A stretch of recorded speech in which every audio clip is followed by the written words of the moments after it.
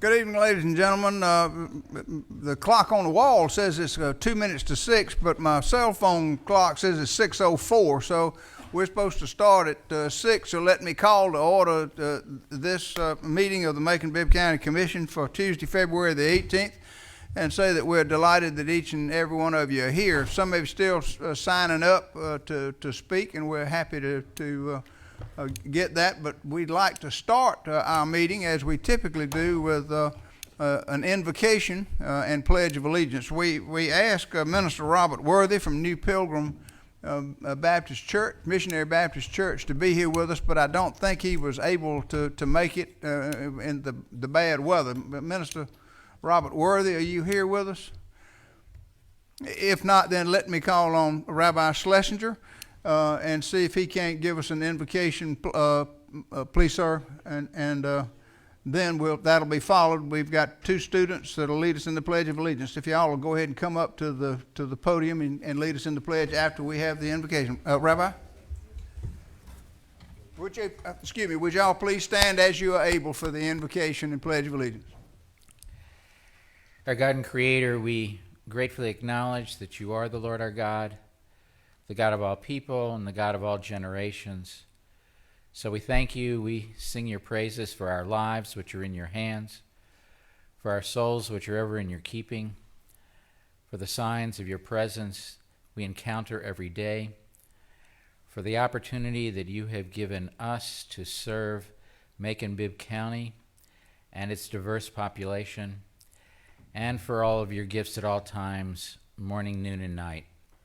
We pray that peace and goodwill will obtain among the inhabitants of our county, our state, our land, and that belief in you will continue to spread its many blessings among us, exalting us all in righteousness. Amen. Amen.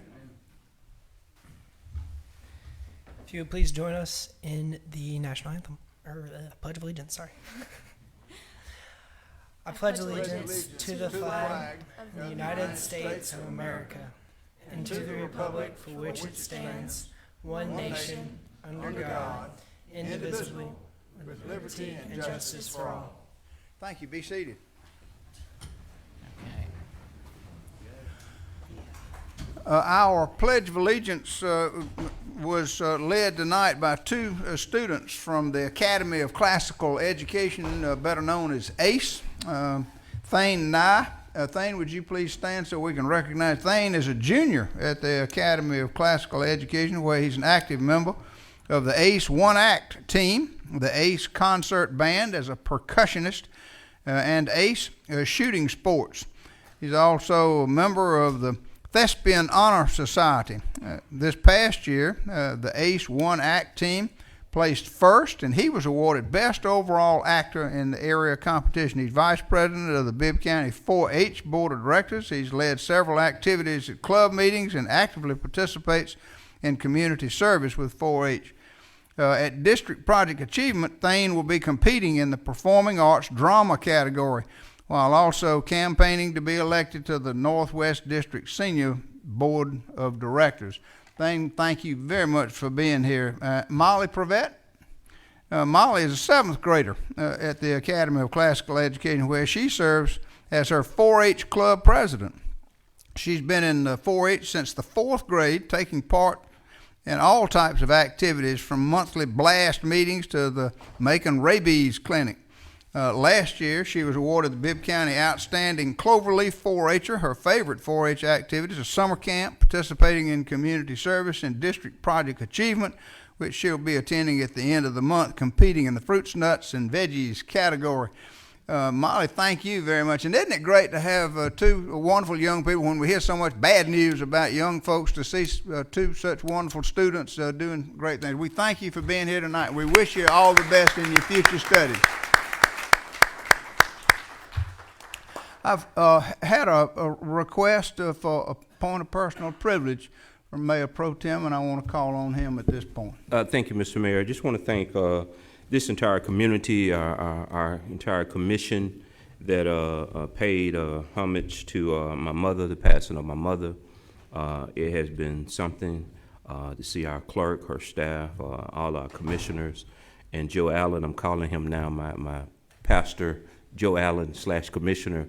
Joe has probably called me every single day praying for me, and even those individual persons, even got a letter from Mr. Odom, and just so many folks that have shown their love, support, and gratitude. Thank you for this, and it has been a tough time, very tough time, but we appreciate you. Thank you, sir. Thank you, Mayor Pro Tem, and we join Commissioner Allen in thinking about you and wishing you we know that it's a tough time for you, but I can only say from personal experience, the pain subsides and the memories grow ever sweeter. So we're thinking about you. Next item on our agenda, approval of the minutes. And we have circulated minutes of the pre-commission meeting that was held on January 28th, as well as the minutes of the regular meeting that were held on January the 28th. Any changes or correction in the minutes that were prepared and distributed? If not, can I get a motion by Schlesinger to approve and second by Shepherd? Further discussion? Hearing none, all in favor of approval of the minutes signify by saying aye. Opposed, no. The ayes have it, and those two sets of minutes are approved. Next item on our agenda are invited guests. Is Ms. Myra Abrams here? Would you please join me, and Commissioner Lucas, would you join me down at the podium, please, up front? And if you have anybody with you, Ms. Abrams, that you want to bring along with you, please do.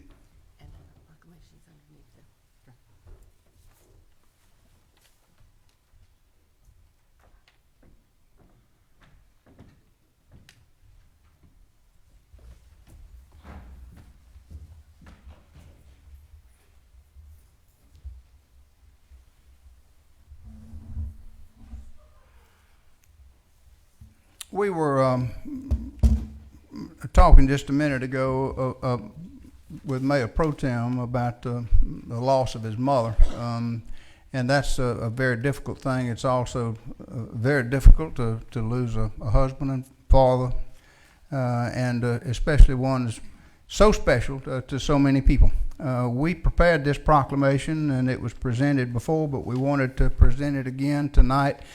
It reads as follows. Whereas Albert Joseph Abrams was a proud native of Thomasville, Georgia, where he was born on May the 2nd, 1956, and received his early religious service and academic foundations in community of caring and encouraging family and friends. And whereas Albert Joseph Abrams was a proud adopted son of Macon-Bibb County, Georgia, where he received his post-secondary education at Mercer University and launched his professional career and established his legacy of service. And whereas Albert Joseph Abrams' name and achievements are synonymous with servant leadership, as he gave his time and talent to the areas of government, business, healthcare, and education for 4 decades. And whereas Albert Joseph Abrams' signature area of civic and professional engagement was in the area of public education, where he held a deep and abiding belief that all children are entitled to a quality education in order to prepare them to be productive and informed citizens so that the community in which they live would benefit and thrive economically, socially, and culturally. And whereas Albert Joseph Abrams served as counselor and executive director of Alpha Phi Alpha Educational Talent Search, member of the State of Georgia Board of Education, president of the Bibb County Board of Education, chief of staff at Middle Georgia State University, all of which attest to his commitments as an advocate in education. And whereas Albert Joseph Abrams died on December 23rd, 2019, at the age of 63, and will be sorely missed by family, friends, and the community of Macon-Bibb County at large. Now, therefore, I, Robert A.B. Rickert, do hereby proclaim December 27th, 2019 as Albert Joseph Abrams Day in Macon-Bibb County. And I call on all citizens to remember and revere his established legacy of service and compassion to his family, friends, and colleagues. In witness whereof, I sign this on the 27th day of December, and I'd like to present a framed copy of this to you now, along with our deepest condolences to you and our wishes that you would have a recovery, but maintain those memories of Albert, which will, as I said to Mayor Pro Tem, they'll grow ever sweeter. But I know this is a difficult time, and just know that we're thinking about you, and we are so appreciative of all that Albert Abrams did for us.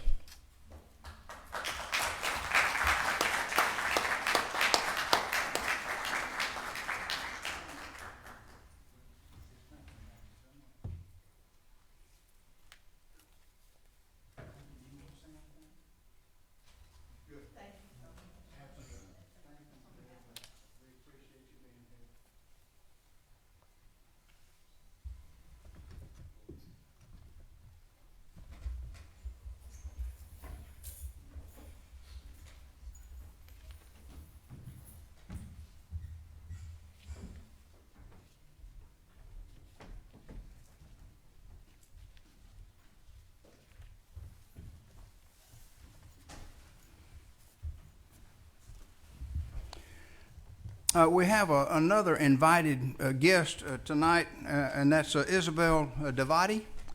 Is Isabel Davati here to talk to us about National Parents Day? Ms. Davati.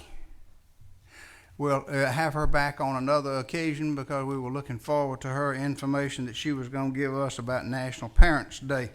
That brings us now to public comments on agenda items. That is, those items that are on the agenda for us to vote on tonight. This is the opportunity that you have to talk to us before we vote. Those of you that signed up to talk about a non-agenda item, that's which one that is not on the agenda for action tonight will be called on later in the program.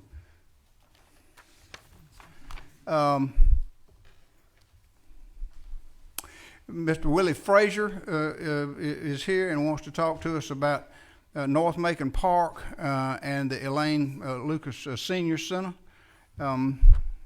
which is on the agenda for action tonight. Mr. Frazier, thank you very much for being here. You're recognized for up to 5 minutes, sir.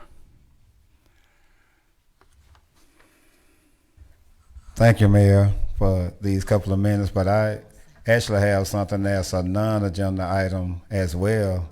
I wanted to try to wait to the end so I can put both together, but sitting in the back and listening, I heard where there was monies that was going to come from the Elaine Lucas Center that was left over going to North Macon Park and trying to ratify, fix up, or either whatever's going to be done with the money. And I kind of think that that's a great idea. But what I would have to say, you know, to the community is North Macon Park is a great place. I'm running for an office in District 2, which I won't talk much about, but the thing is, know your districts. And so that you can go out and vote and do the things that you do. I appreciate this about North Macon Park because I recognize something about North Macon Park. It may be in North Macon, but it just might not be that district because I study a lot about districts and stuff. When you go out and vote, know your districts, and y'all please do this and go vote. I'll wait to the end to do the other part. Thank you, Mayor. That'd be fine, Mr. Frazier. We'll hold that out for the end on non-agenda items.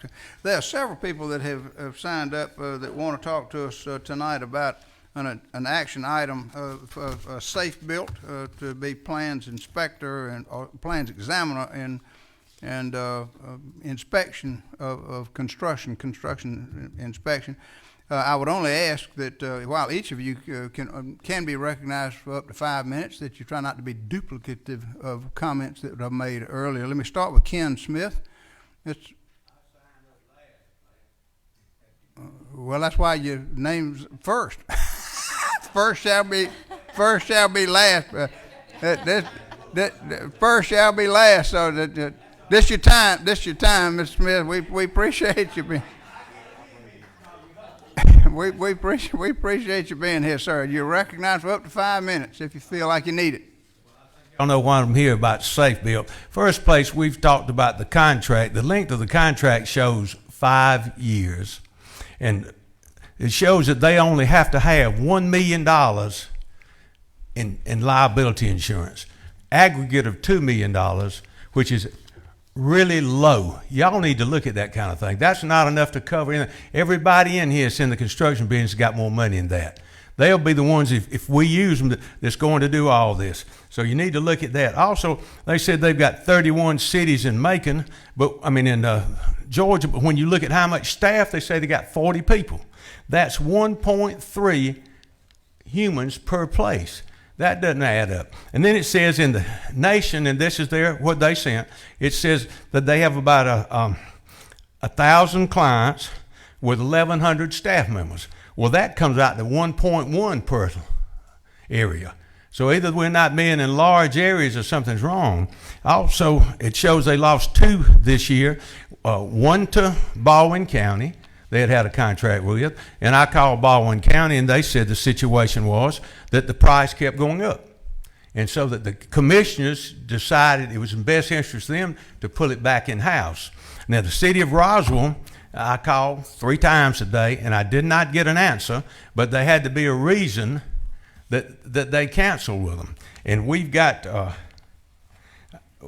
told you about the insurance, your fee schedule will continue to go up, and we need to look at, we can fix this in-house. And I know everybody tells us that, and I hate to say this, freaking God Almighty, how do we to change it coming out of a committee meeting?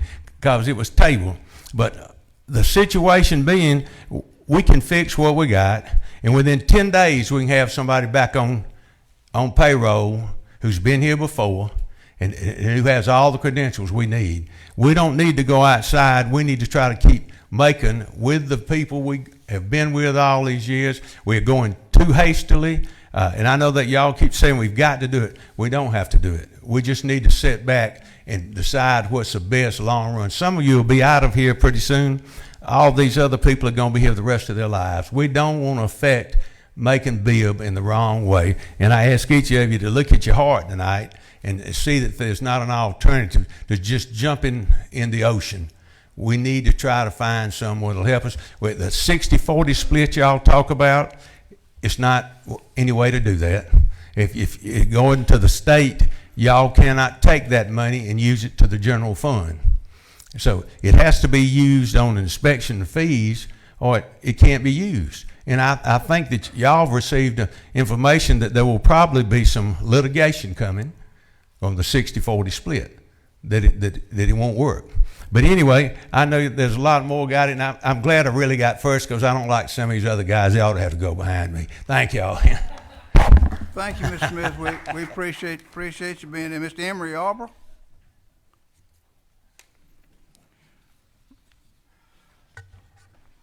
Thank you for being here, Mr. Arbor. You're recognized for up to 5 minutes, sir. Ken kind of touched on something I was going to say, but I want to say something else. There was a comment made on TV the other day by you, Mr. Mayor, and you said that there was complaints about the inspectors. I'm the chief inspector, current chief inspector, probably not for much longer, but you said that there was complaints coming in, something about a footing and stuff like that. Well, I want to ask you, has any of these complaints been vetted? Have you investigated any of them? Because none of them have come back to us. We have not been reprimanded on any complaints like that. So if we don't know about them, how are we supposed to fix them? This is I'm not a time for me to respond to you. This is first time to hear from you, sir. Okay. Well, moving on. I don't know that. The money, the 60-40 split. Now, it was said that y'all was going to get $400,000 back from $1.2 million or something in the paper. Well, it's $480,000, but you have 14 employees that are displaced that y'all are putting in jobs. Now, with benefits and insurance and what have you, you probably have an average of $50,000 to $55,000 salary. That's going to be well over $200,000 more than you're getting back from Safe Build. So, I mean, you're not making anything. So that's something else I don't understand. But I mean, that needs to be looked into, because it's going to cost y'all money. You're not going to make anything off of it. But that's it. That's all I have to say. Thank you, Mr. Yarborough. We appreciate you being here. Appreciate your comments, sir. Bob Brown.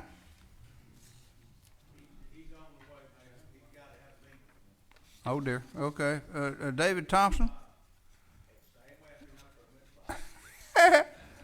Walt Stafford.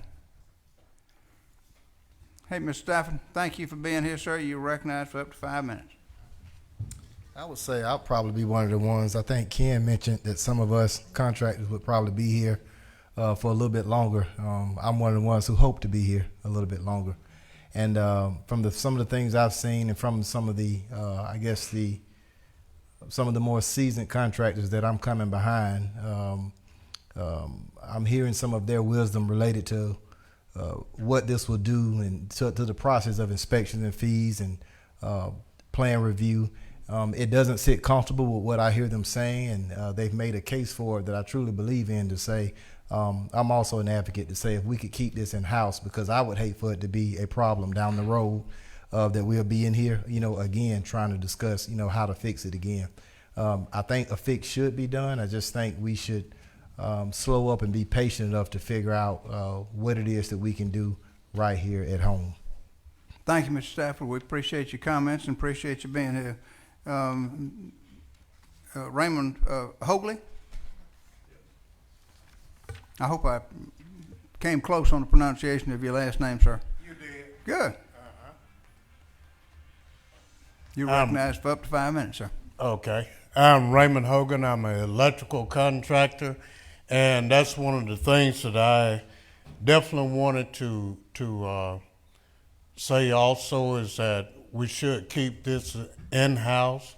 I've been in Macon for about 35 years. I've been doing electrical work just about that same time. And for one thing that I've seen is that the permits cost has always been the same.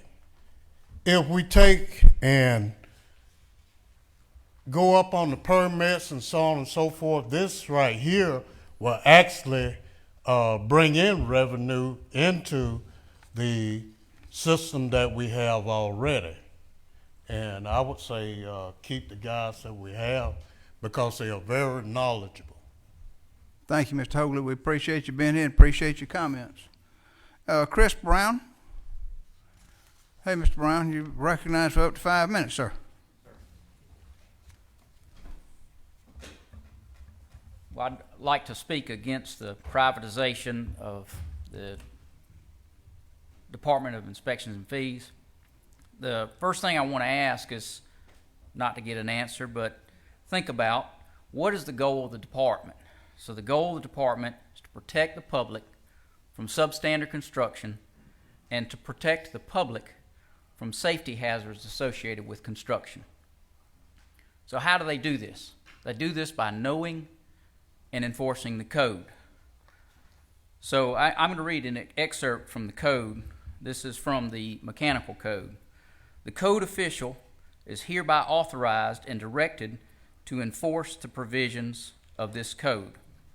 So this is kind of the easy part, but let me tell you about the code. Residential code, 900 pages. Commercial code, 900 pages. Fire code, 434 pages.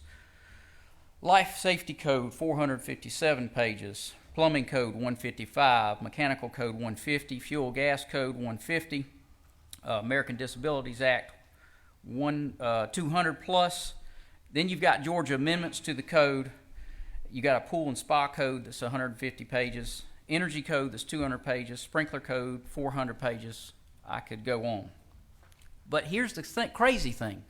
That's the easy part, is memorizing the text. Here's the tough part. So I'm going to go to another part of the code. It says, whenever there are practical difficulties involved in carrying out the provisions of this code, the code official shall have the authority to grant modifications for individual cases. That's what we need. We need practical. This community requires practical. Most of our buildings are historic and many predate the Civil War. It is often that an unusual situation comes up that is not covered in the code. I have been on the phone with several inspectors several times in the last few weeks dealing with unusual situations. And what we came up with was a practical solution. I'm pleased with working with the Macon-Bibb Department of Inspections and Fees. We often work together to protect the public. We meet the goal. So now I ask you another question. Think about in your mind, what are the goals of a private business? To make a profit. Where protecting the public will take a second tier to making a profit. So, in an understaffed company, when it is simply easier and more profitable to enforce the letter of the law, how often will someone take a practical solution? Please vote no. Thank you, Mr. Brown. We appreciate your comments and appreciate you being here. Ms. Shawn Stafford?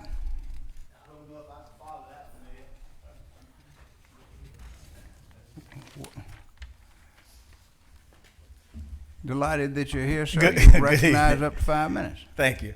I'll make this very short because he really covered it well, I think. I guess I can assume that all of the commissioners have reviewed the entire contract that we are going to be entering into with Safe Build. Is that correct? No, Entirely. this your time to talk to us, Mr. Okay, Stafford. all right. This your time to talk I'm just to us. assuming, so that's an assumption. And then, if that be the case, my question, I have three questions, three-part question. Will the Macon-Bibb County commissioners have a voice in pay hikes or pay increases? Or is that something that would be controlled solely by Safe Build? Will we have a voice in when a pay increase, rate increase would occur? And also, will we have any control over what percentage of rate increase, if there should be one? I mean, how much control does Macon-Bibb County have over what we're about to do, and how much control does Safe Build have over what we're trying to do? I think we need to have more control in-house in Macon-Bibb. I think we need to control, and I don't know that we're not, because I haven't reviewed the contract myself personally.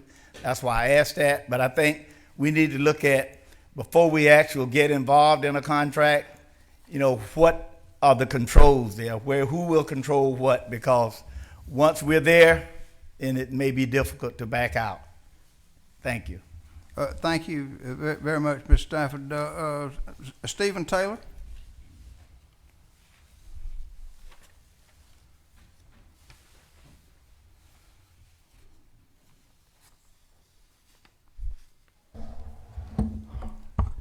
Thank you, Mayor.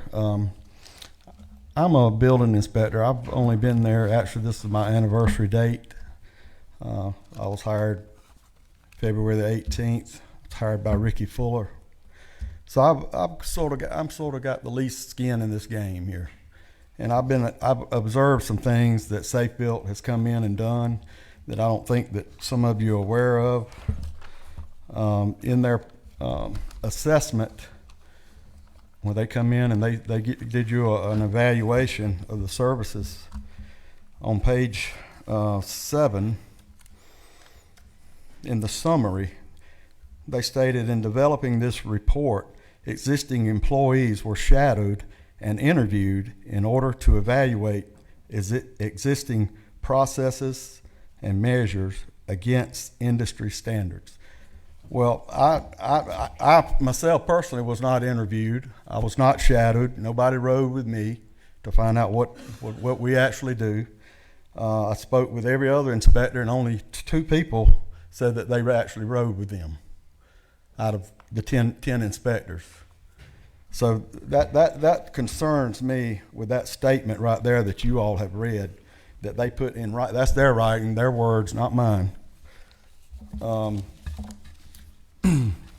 Also, in Exhibit A, this is in the actual contract. On page 2, as far as the termination, it says either party may terminate this agreement or any part of this agreement upon 90 days written notice, with or without cause, and with no penalty or additional costs beyond the rates stated in this agreement.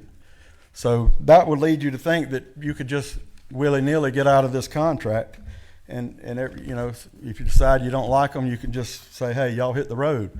But then if you look on page 9, the solicitation hiring of consultants, employees, it says during the term of this agreement and for 1 year thereafter, county shall not solicit, recruit, or hire, or attempt to solicit, recruit, or hire any employee or former employee of consultants. So that sort of locks you in to where you got to find, if you decide you don't want them, you got to go out and find new inspectors. And that's not going to be an easy thing to do, because these guys, they've got 7 and 8 years in these code books that they've had to study and learn, and that's something you don't learn overnight. And I speak to that for myself because I know I'm in the process of getting my own certifications. So I just wanted to let the board know it's not going to be something that you can just vote it in today and get out of it next week. It's going to be a little harder according to the contract. Mr. Taylor, thank you very much. We appreciate your comments, sir. I saw David Thompson come in. David, we called on you earlier, so let me call on you now, sir.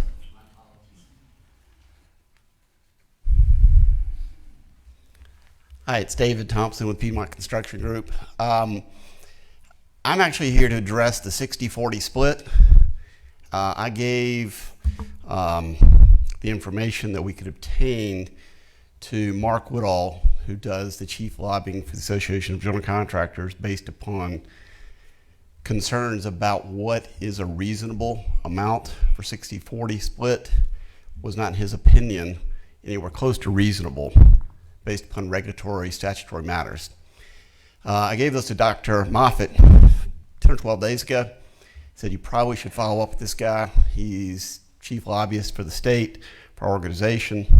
The response was, well, Safeway's doing this, or Safe Built's doing this all over the state.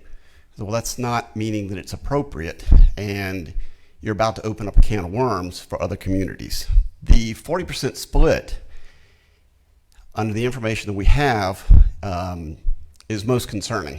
The response I got is that will cover the rent, that will cover the utilities, and possibly other inspectors for use by the city, which is not within the language of how we operate at a state level on what building permits to be set. I would ask y'all to reach out.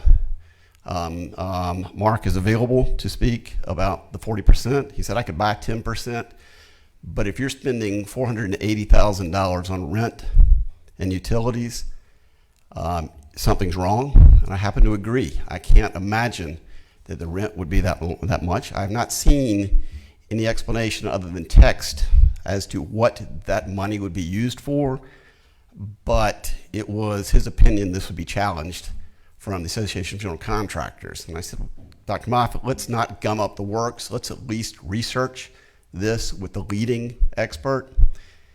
That didn't happen until I sent Dr. Moffitt a follow-up email or text yesterday, has this happened? And he reached out to Mark in a very brief conversation.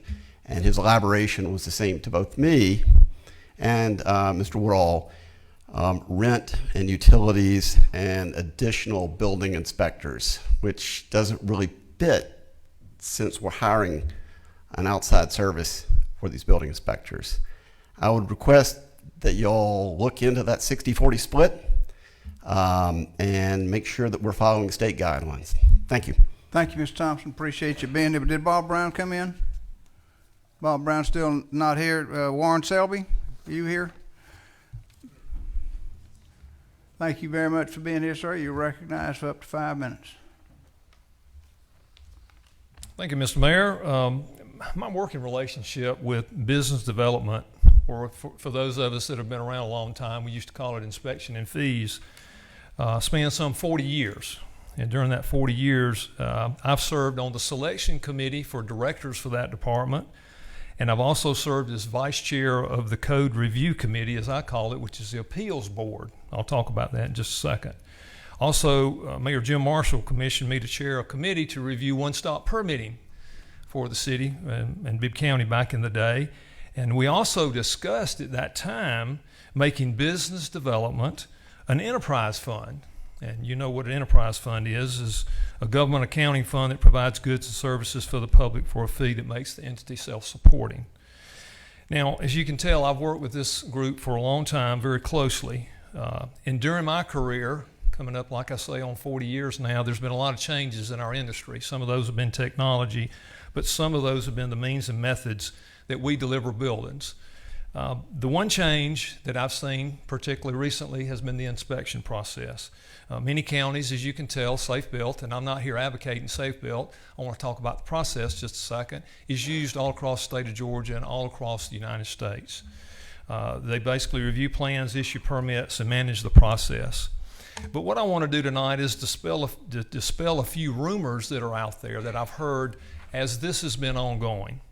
The first one is permit fees will automatically increase and will drive business away from Macon Bibb. This is absolutely not true.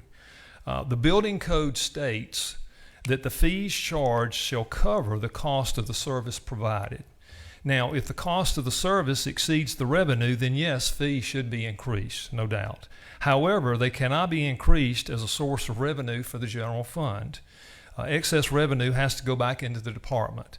In fact, a fee increase was being discussed by Ricky Fuller when he was the acting director of the department before he retired. So that was already in the works. The second thing that's out there is permittees will not have a voice if they don't agree with a building code interpretation. And yes, we do have a lot of historic structures in Macon Bibb, and that is a concern. But that's also not true, because back to what I mentioned a minute ago, the administrative section of the building code, which is supposed to be adopted by this group, says that there's an appeals board that you can go to if you do not like the decision that has been offered to you.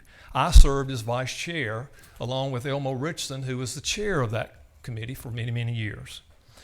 The third rumor that's out there that needs to be dispelled is that the inspection process will become inefficient and it won't work well. Well, that's not true. In fact, it should become much more streamlined. So what do you mean by that? There's three things. One, we should have already done this, and that is cross-train inspectors, okay? So when we call for a final inspection on a project, we have a building, electrical, mechanical, plumbing. Our neighboring county, Houston County, for years has cross-trained inspectors. You get one inspector that is cross-trained in all those trades. They come out, it's a streamlined process, you get a final inspection and you're over. You make one call versus trying to coordinate 4 different inspectors. So we're behind times as that goes. The second is that we should be doing more with less. We have about 10 inspectors plus or minus now. Our neighbor has 4. No, actually, I think Houston has 3 that they cover all their permits. And what's been proposed is 4. So it's a much more efficient process. The third thing that'll happen is that we'll finally catch up on technology. We still, as an industry, get handwritten notes, inspection notes, some of which you can't read and so forth. Well, the problem with that is if you have an inspector who's out, sick, on vacation, and you're trying to get something inspected, particularly a CO, where do you find that information? It's not entered in the computer. So again, that's the third area that will make it much more efficient. Now, the plan review process will take longer.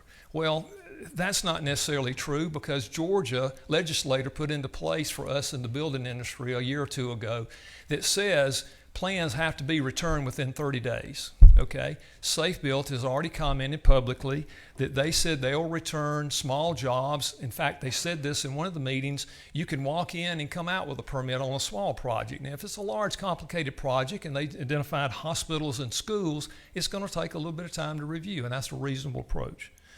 The next item is that trade organizations like AGC are against this, and that's not true. Because it's a local issue. So AGC has not taken a position. And then lastly, the building and design industry will have no oversight on the third-party inspector. Well, I give Dr. Moffitt credit because that's not true. Dr. Moffitt has already told us as an industry that he will put in an oversight committee so that we can work together with Safe Built. If we have issues, we come to the table, we express those issues, and we ask for a period of time for them to be corrected. And then again, we come to you because you're going to be their boss to ask for those corrections. So my purpose tonight is just to give you information of what's out there. I am advocating for the process because what we have now is broken. And I'm the only one obviously here tonight that's going to say that, but again, my long working relationship is I've seen a lot of changes in that department and there needs to be some real changes made. So I, along with my colleagues, am very concerned about the process, making sure it works well, making sure we hold everybody accountable, meaning Safe Built if you do hire them here tonight, and we want to make sure it works well. But I'm asking you to vote in favor of this because it's time to make a change, and let's move Macon Bibb forward. Thank you. Thank you, Mr. Selby. We appreciate you being here and appreciate your comments. That is all of the people that have signed up to talk to us about an agenda item. So let me move on now to the next item on our agenda, which is the reports from standing committees. First is Operations and Finance Committee, and that'll be Chairman Watkins. Chairman Watkins. Thank you, sir. Pro Tem, your light on, sir? Go ahead.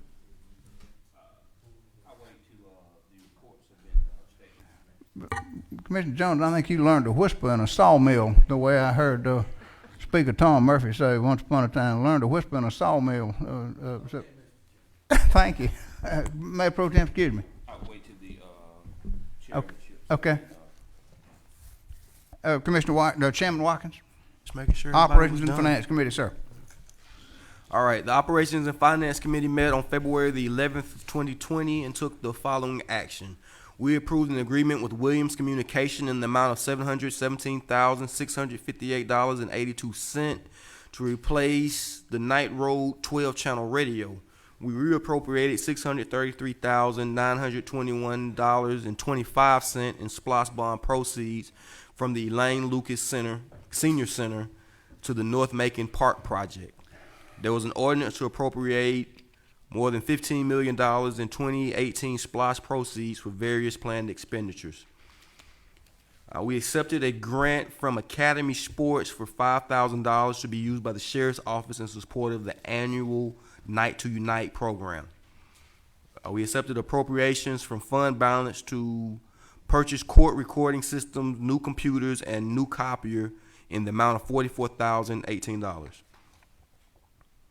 A budget transfer from Blight Bond Fund Wise Avenue to District 5 Mattie Hobart Jones Park in the amount of $100,000 was approved, and an appropriations from fund balance in the amount of $16,478 to the Juvenile Court for a new Deputy Clerk 1 position.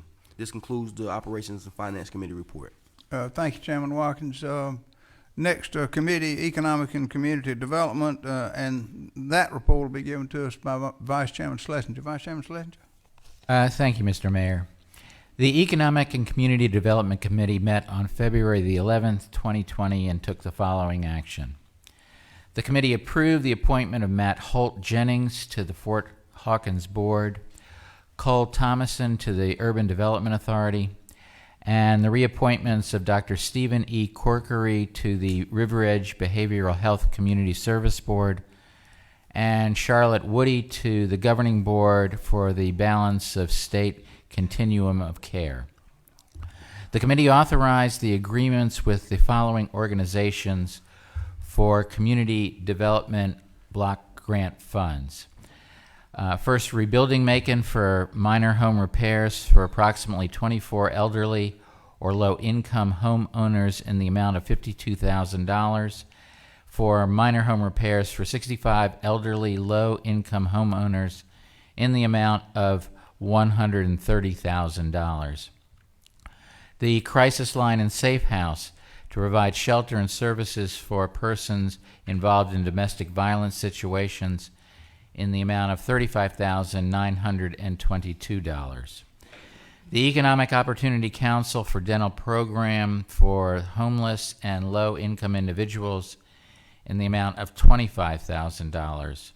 Loaves and Fishes Ministry to provide assistance to homeless and low to moderate income individuals for assistance in obtaining state identification, birth certificates, and prescription medicine in the amount of $22,500.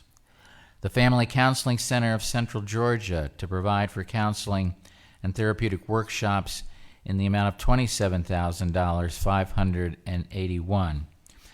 The Mentors Project of Bibb County to provide positive role models for scholarly guidance for economically disadvantaged children in the amount of $10,000.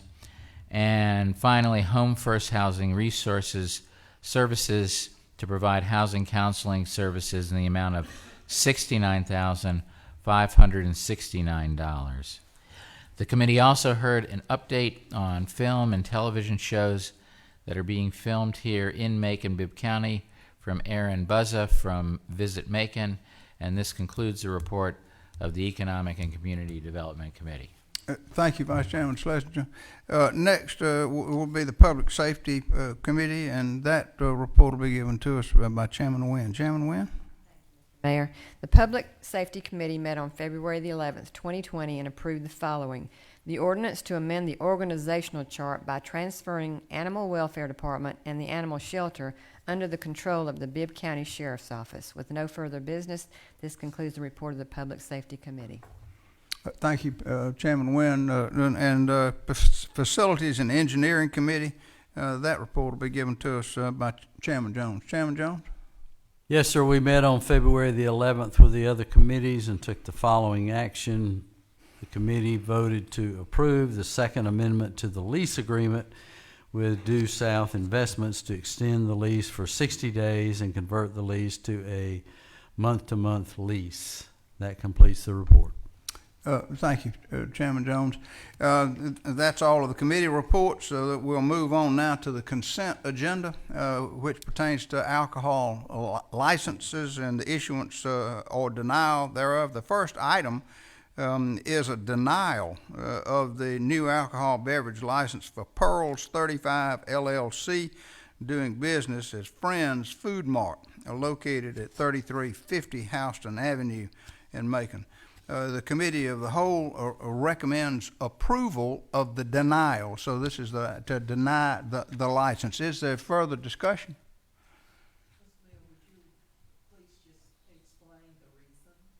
I'll be glad to, or perhaps I should call on the county attorney to talk about the process that's gone on up to this point and the findings of fact that were made in a recent hearing. Yeah, there was a recent hearing at which the hearing officer determined, without saying too much because this may end up later on in litigation, that this particular application was not suitable for the issuance of an alcohol license based on the evidence presented, including factors in our ordinance, which included crime and things like that. So thank you, Mayor. So that went through that process. The recommendation was not to issue the license, and that recommendation was carried to. That's right. Close to Pendleton Homes, and there was a fear and actual evidence that because of the crime in that area, Pendleton Homes was having people run into to that neighborhood, into that residential area, which was causing them problems. So, thank you. Is there further discussion? Committee of the Whole recommends approval of the denial of the license. All in favor signify by saying aye. Opposed, no. The ayes have it. The license is denied. We have now 14 additional license applications that were submitted. Each of the 14 license applications is accompanied by all of the requisite information that is required, that being a certification by the Office of the Sheriff, that a satisfactory background check has been conducted on the applicant, a certification by Business Development Services that the appropriate license fees have been tendered for the alcohol beverages that are sought to be distributed, a certificate by Planning and Zoning that says that the compliance, or the site complies with Planning and Zoning, a measurement form from the county engineer to say that the location complies with all of the separation requirements in the code, and that ad that ran in the Macon Telegraph to advertise the application. So each of these license applications has all of that documentation with it. The first one is John Griffith Wilson. And the business name is 1286 Anthony Road LLC. This is an application for beer and wine package sales to go from that location, 1286 Anthony Road. The second license application is by Quentin Bohan, and it is for the business name BYW Ventures Incorporated, doing business as Maniacs Throwing. It's at 497 2nd Street, Suite B, which is the upstairs premise, as I understand it. It is for beer and wine to be consumed on the premise at that location.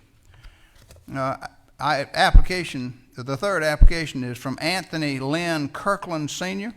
The business name is Macon Arts Center, LLC. It's located at 4570 Pinona Avenue, and it is for liquor, mixed drinks, beer, and wine to be consumed on the premise at that location, 4570 Pinona Avenue. The next application is John R. Jones Jr., doing business as Jags Pizzeria and Pub at 1635 Montpelier Avenue, Suite A. That's in the Mercer Village. It is for liquor, mixed drinks, beer, and wine to be consumed on the premise at that location, 1635 Montpelier Avenue, Suite A. Our next application is by Francis Mann. The business name is K. Rapon Enterprises, LLC, doing business as the Juicy Crab at 168 Tom Hill Senior Boulevard. It is for liquor, mixed drinks, beer, and wine to be consumed on the premise at that location, including Sunday sales. Again, 168 Tom Hill Senior Boulevard. Next is Seema Ronnie, doing business as Cy Ram Food Mart, also known as Cy Ram Food Mart, 4145 Houston Avenue, Macon. It is for beer and wine package sales to go from that location. The seventh is Christopher Hefner. The business name is Two Fat Boys LLC, doing business as Your Pie. This is for a new location at 1625 Bass Road, Suite 360 at that location. And it is for beer and wine to be consumed on the premises at that location. The eighth is Natasha Phillips and Fountain of Juice.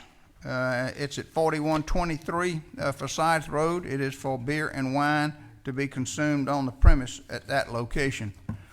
Number 9 is Wendy Williams. The business name is Izzy's Adventures LLC, doing business as the Triple Crown Lounge.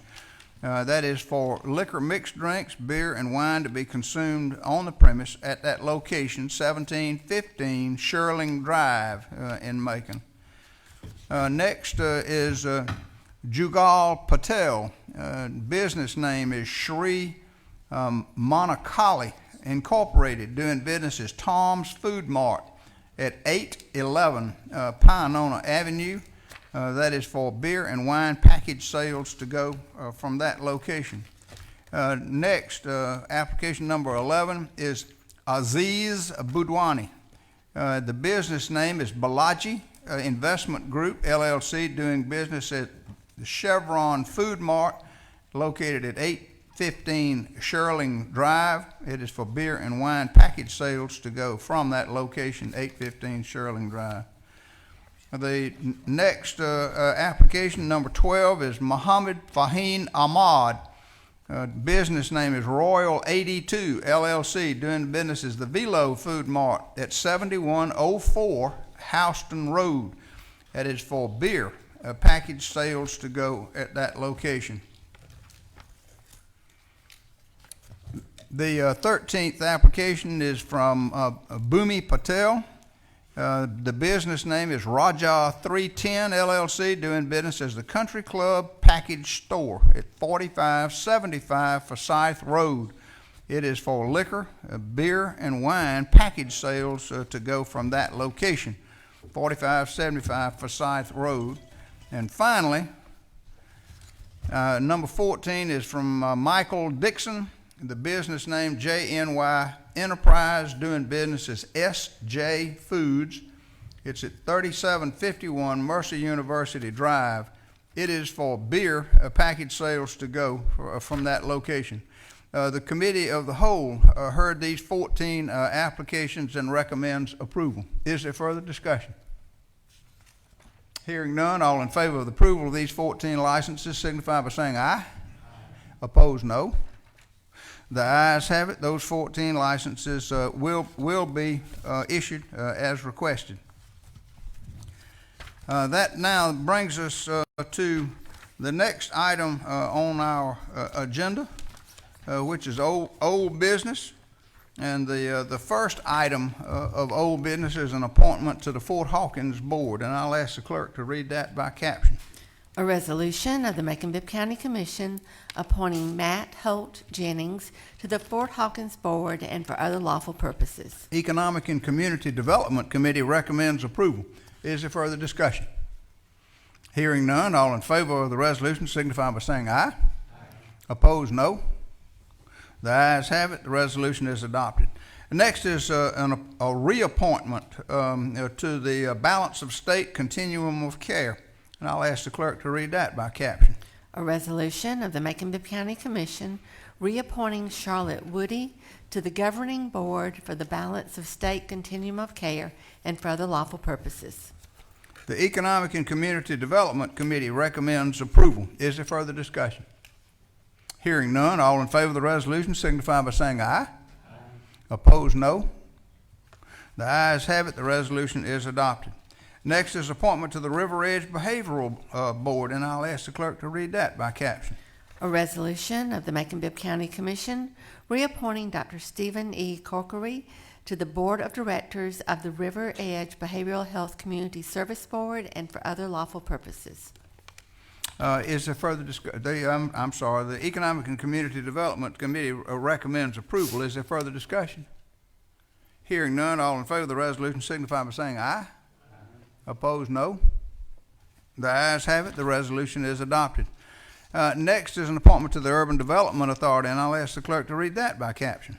A resolution of the Macon-Bibb County Commission to appoint Cole Thompson to serve as a member of the Macon-Bibb County Urban Development Authority and for other purposes. The Economic and Community Development Committee recommends approval. Is there further discussion? Hearing none, all in favor of the resolution signify by saying aye. Opposed, no. The ayes have it. The resolution is adopted. Next is a series of resolutions dealing with the distribution of community development block grant funds. I'll ask the clerk to read those by caption, and we'll start with a grant for rebuilding Macon. A resolution of the Macon-Bibb County Commission to authorize the mayor to execute an agreement with Rebuilding Macon Incorporated for minor home repairs for approximately 24 elderly or low-income homeowners with funding provided by Community Development Block Grant Funds to be administered through the Volunteer Youth Program in the amount of $52,000 and for all other lawful purposes. Did you say 50 or 52? $52,000. $52,000. Economic and Community Development Committee recommends approval. Is there further discussion? Hearing none, all in favor of the resolution signify by saying aye. Opposed, no. The ayes have it. The resolution is adopted.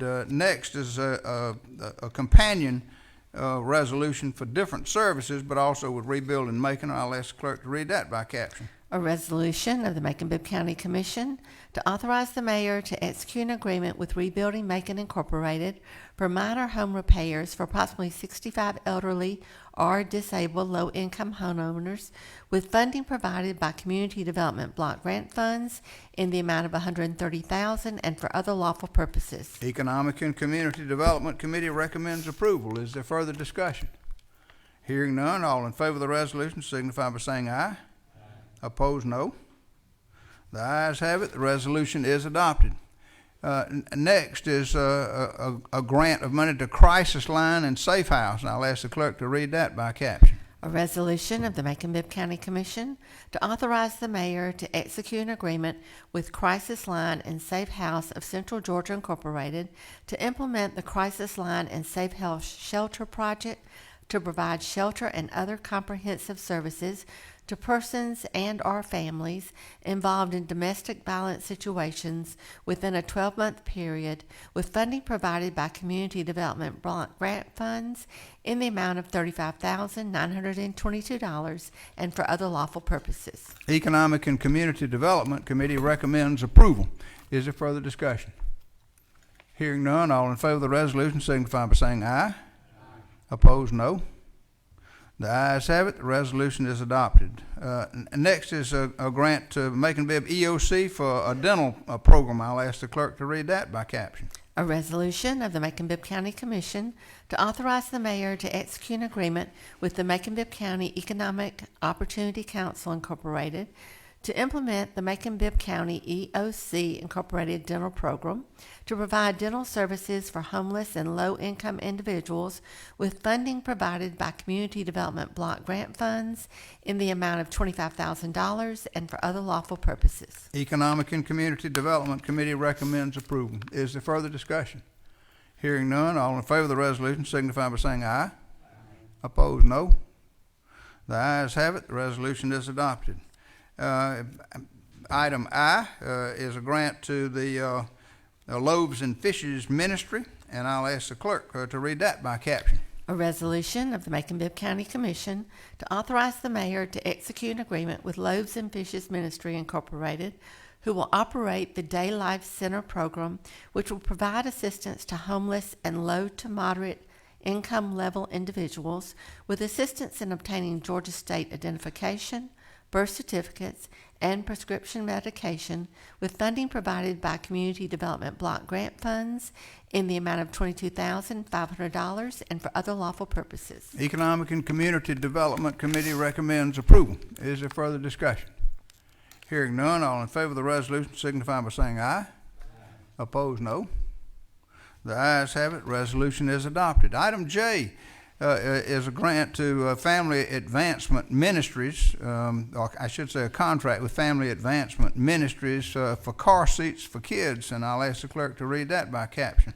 A resolution of the Macon-Bibb County Commission to authorize the mayor to execute an agreement with Family Advancement Ministries Incorporated to implement the Macon-Bibb Safe Kids program, which is designed to provide the correct size children's car seats with proper installation and parental training to those low-income families in Macon-Bibb County who would otherwise not be able to afford them, with funding provided by the Community Development Block Grant Funds in the amount of $5,400 and for other lawful purposes. Economic and Community Development Committee recommends approval. Is there further discussion?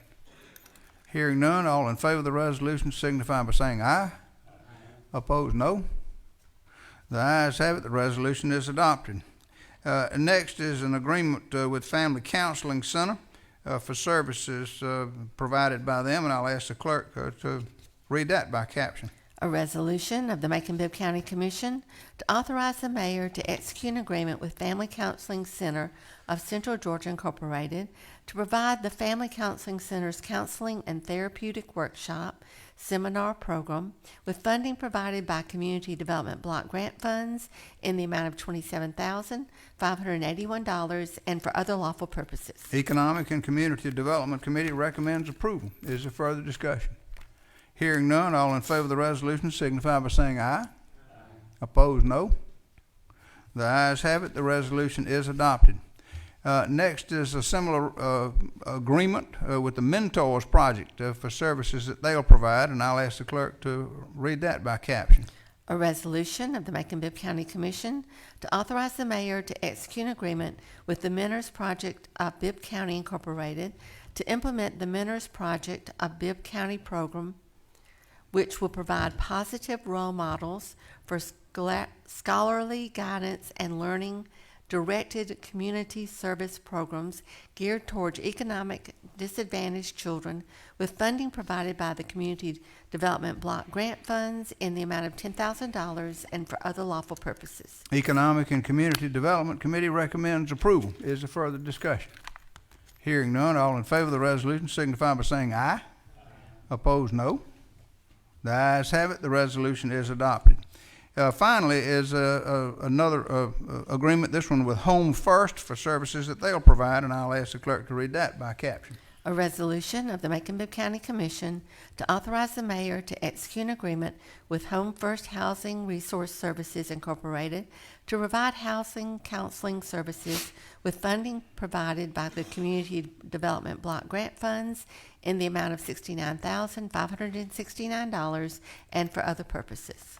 Economic and Community Development Committee recommends approval. Is there further discussion?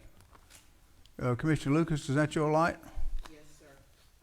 I just wanted to make the comment that it is so gratifying that we have a funding source to assist so many worthwhile agencies in the community.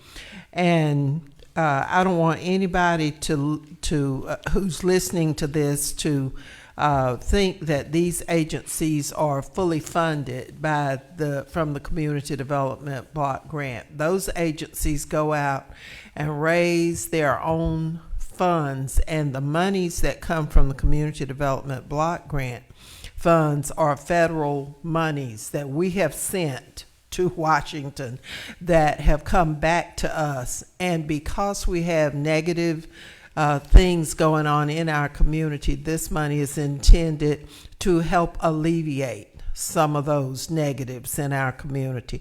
So you can just see by the list that there are numerous agencies that benefit, but in turn our citizens who are disadvantaged or in a certain income level benefit, and they're able to build help to build the community. So I applaud the Community Development Department led by Ms. Wanzina Jackson, and also all those agencies that have come and on a day-to-day basis struggle to provide services to all of our citizens. Thank you, Commissioner Lucas. Is there further discussion? Hearing none, all in favor of the resolution signify by saying aye. Opposed, no. The ayes have it. The resolution is adopted. Next is item N, which is a resolution authorizing a professional services agreement with Safe Built Georgia, LLC, and I'll ask the clerk to read that by caption.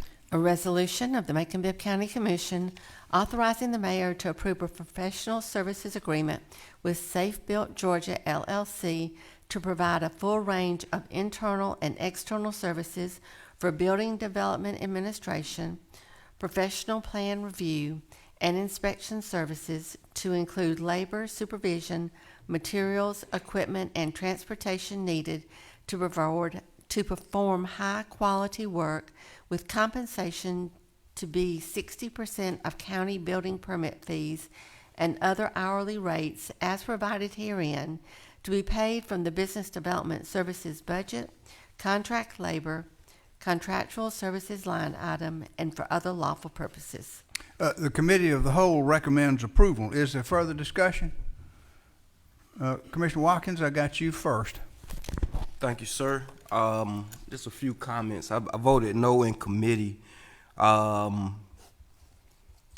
I'm not satisfied with the solution that's been proposed today. And it feels like a big part of like some of the holes in the conversation we haven't been able to address, and it feels like we're being rushed. And I'm not that big of a fan of being rushed on a 5-year decision of this magnitude. It feels as though we're almost kind of taking the easy way out, and I get that. We can turn over everything to Safe Built tomorrow, and they will manage our apartment, handle staffing issues, and invest in the capital that's needed. But I personally would prefer if we handled our problems in-house.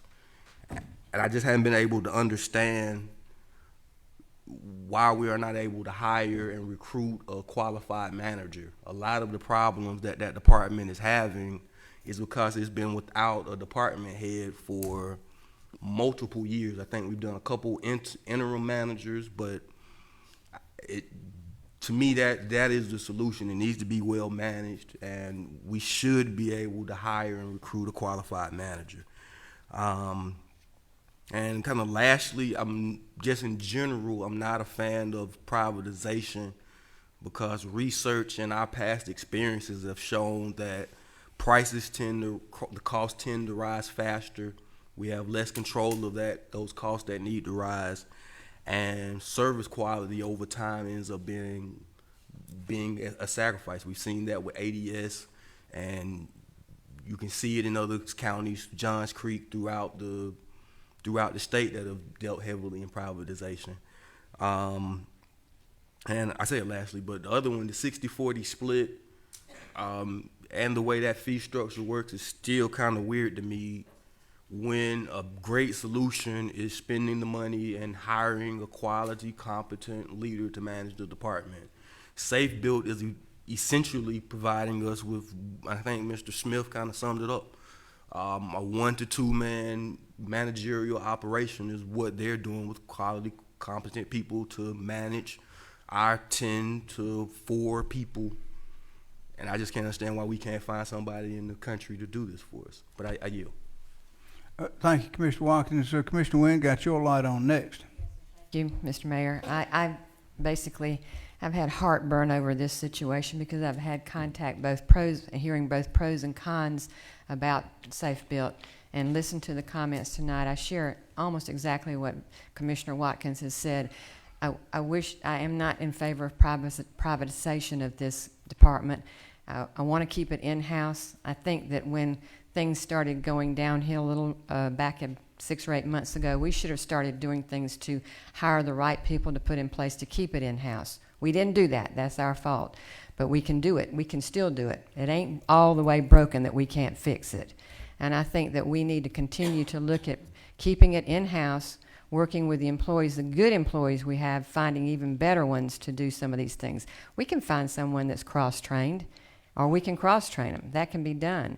But I think we need to keep this in-house, and I hate for us to keep putting things out to other people to do the job that Macon-Bibb County is supposed to be doing for ourselves. I yield. Thank you, Commissioner. Commissioner Jones, got your light on next, sir.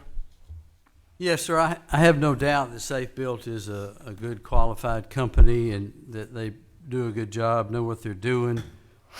But several of the citizens, and we need to listen to citizens, have pointed out good things, and I just got a copy of the contract, and one gentleman asked about, have we read the contract? Well, we get to scan them. We're not in on the negotiations, and they come to us and recommendations are made. So here are several points that bother me. The 90-day termination. That's a unilateral 90-day written notice with no penalty or additional cost. Well, there really is an additional penalty because, as one of the citizens pointed out, if we did that, there's really a no-compete clause. Doesn't say no compete, but that's what it is. We can't talk to any of those people as far as will come back with us.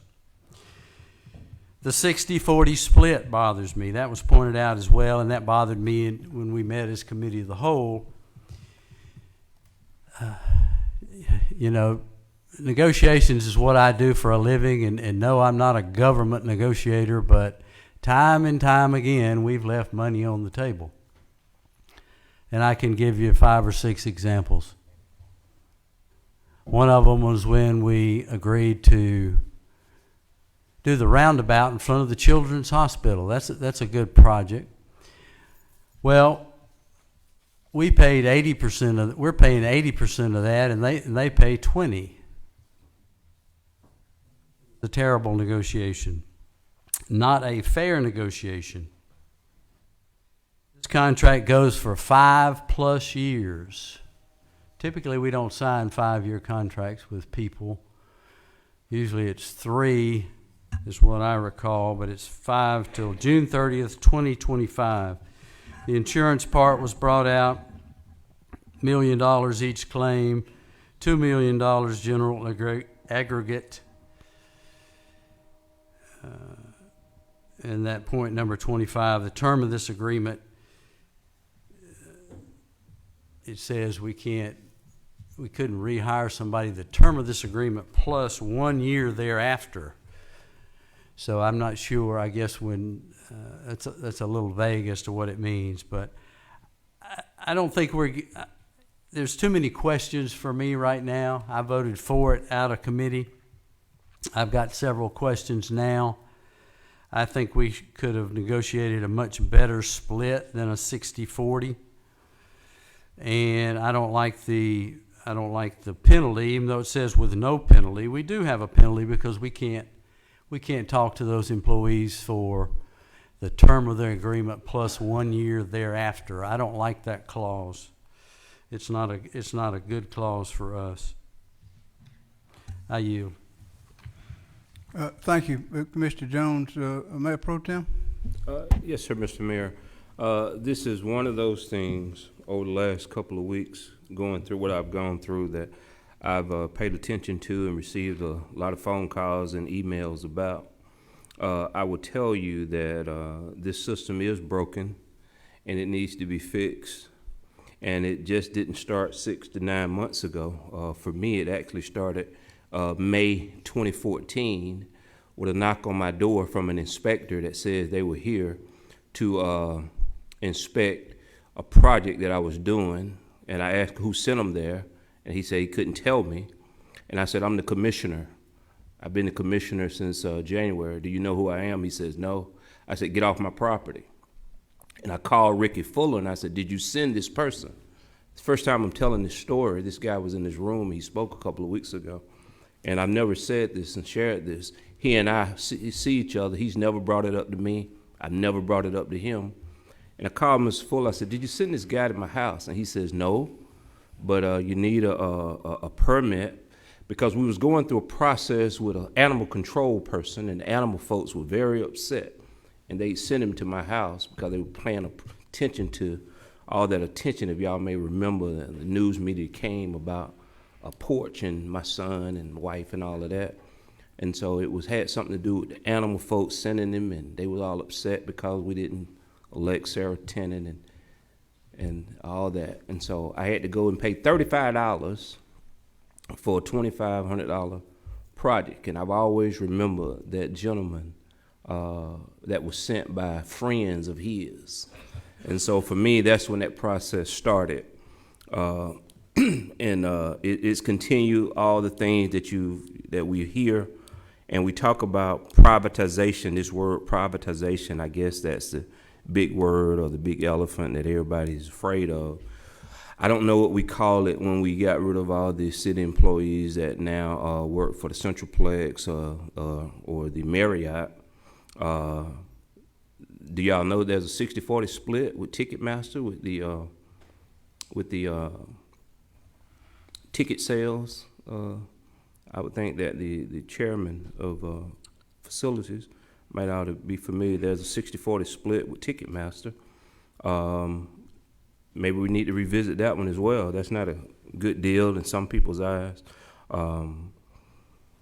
I had an opportunity to speak with Wade Green, who's the trainer for Safe Built, and one of the concerns for me was many concerns that some of the larger commercial builders had, and that was, and just thinking back from my old planning and zoning days, I originally wanted to do an amendment, but some of the folks that was interested had an opportunity to speak with the trainer, and the concern was, can we put a dollar amount on buildings, or can we do an architectural engineering stamp for existing properties or small works in the amount of $175,000 or less?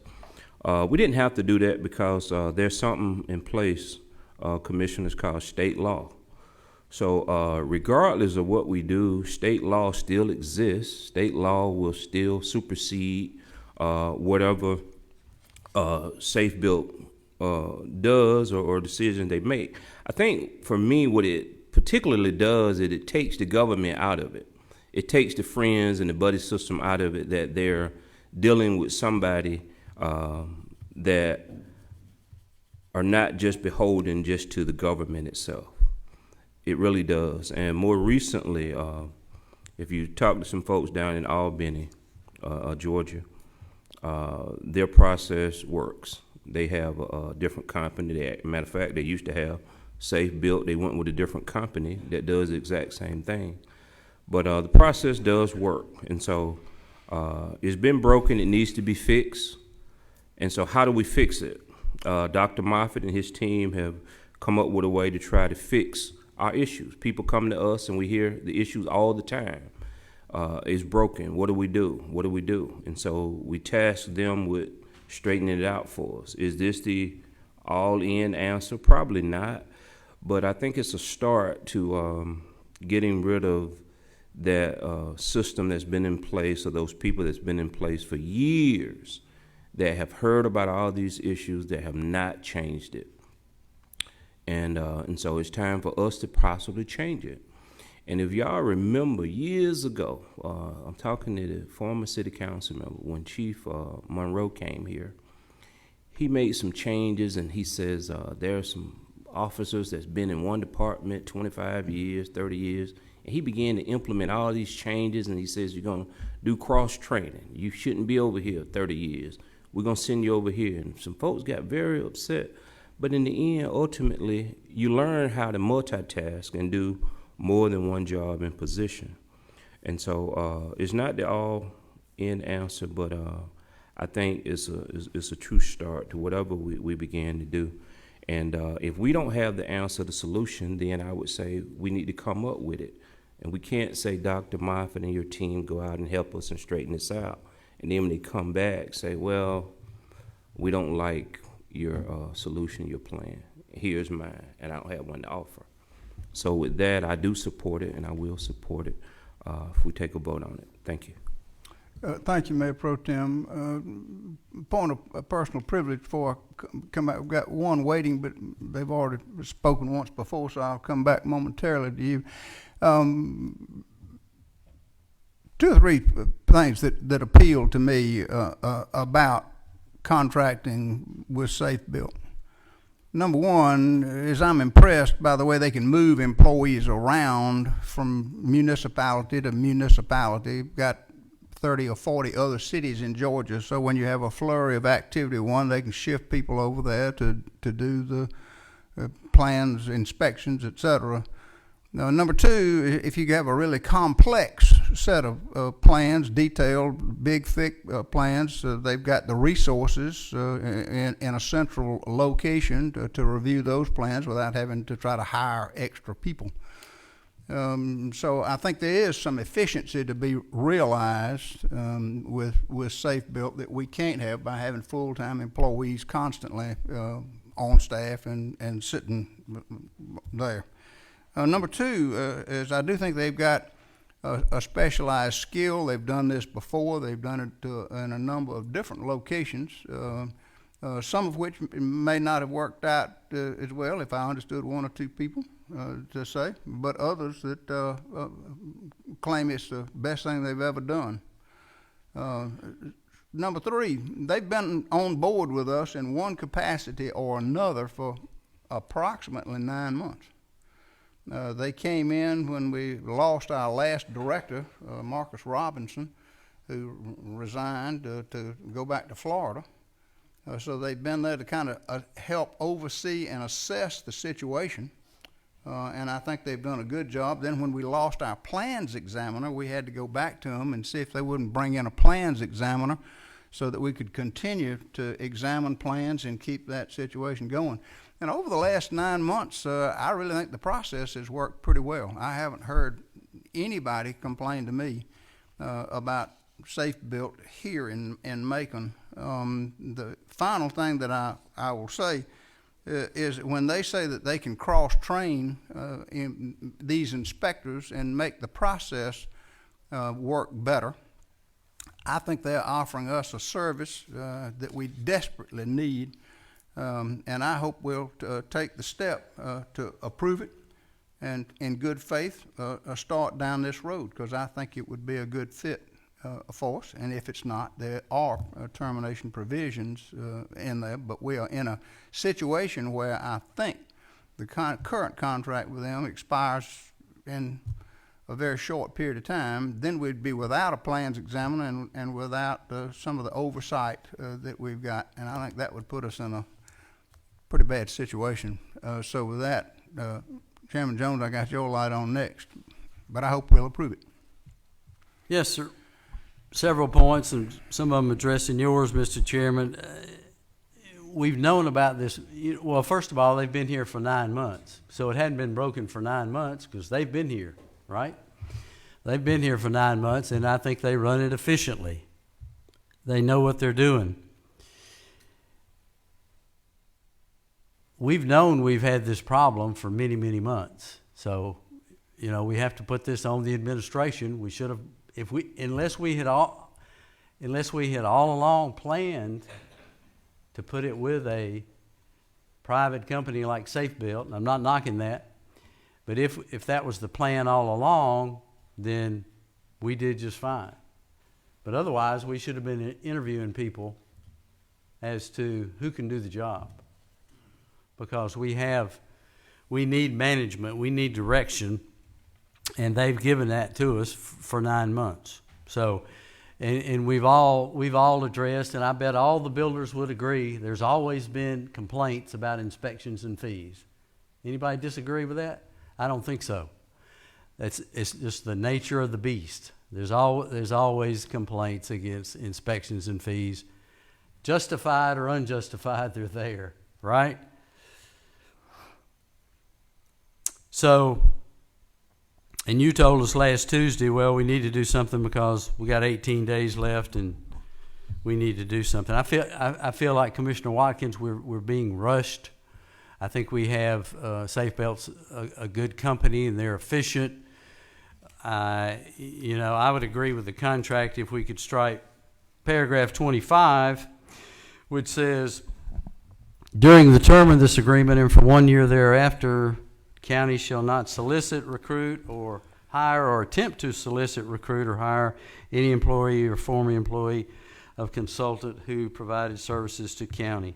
So through the term of the agreement and 1 year thereafter, that bothers me because, yes, we do have a 90-day unilateral notice. We can tell them and they can tell us, but if we tell them, we're going to suffer a penalty, whereas they're not. So I really feel like we need more information, need to look at this more closely, ask them to keep doing what they're doing, and we've been doing it 90 days at a time, as I recall. I have said publicly 2 or 3 times, I felt like we paid them too much. I'm sure they don't feel that way, but I do. I'm supposed to be watching the taxpayers' money. So I think we need more time, and I'd like to make a motion to table. Motion to table is non-debatable. Is there a second to the motion? Got a motion and second to table this. As I say, that's non-debatable. So all of those in favor of tabling this, please raise your hand if you're in favor of tabling it. 1, 2, 3, 4, 5. Let me see the hands of the noes, just so I can be sure I count. 1, 2, 3, 5, 3, 8. That's all. That's it. So the motion to table passes. Therefore, this is tabled, and we'll move on to the next item on our agenda.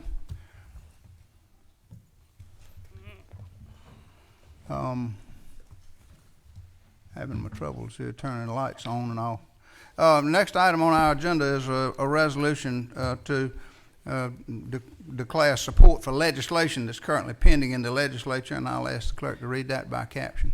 A resolution of the Macon-Bibb County Commission to declare its support for the Georgia Local Government Infrastructure Finance Authority Act and for other lawful purposes. Committee of the Whole recommends approval. Is there further discussion? Hearing none, all in favor of the resolution signify by saying aye. Opposed, no. Ayes have it. The resolution is adopted. Next item is an ordinance to provide a one-time safe haven for late payment of business licenses, and I'll ask the clerk to read that by caption. An ordinance of the Macon-Bibb County Commission to provide a one-time safe haven period for the late payment of business license fees and to provide for other lawful purposes. Committee of the Whole recommends approval. Is there further discussion? Commissioner Jones? Mr. Chairman, for the public's point of view, we had some glitches in that many businesses did not get their, quote, business license. It's actually an occupational tax. Didn't get their notice. they were dropped off a mailing list. Consequently, some people didn't pay it, so there was some degree of at least very questionable whether some of it was our fault. So what this does is give them a one-time opportunity to waive all the penalties and fees. If you owe for 3 years, you can catch it all up, and then you're current. If you don't, then the penalties and fees will be there and will be collected. So it's to encourage people to pay the occupational tax or business license and get it up to date. And whether it was our fault or their fault, it's a one-time safe haven until June 30th. Thank you. Is there further discussion? Hearing none, all in favor of the ordinance signify by saying aye. Opposed, no. Ayes have it. The ordinance is adopted. Item Q is an amendment to a lease agreement in the BB&T building where we have our public defender's office, and I'll ask the clerk to read that by caption.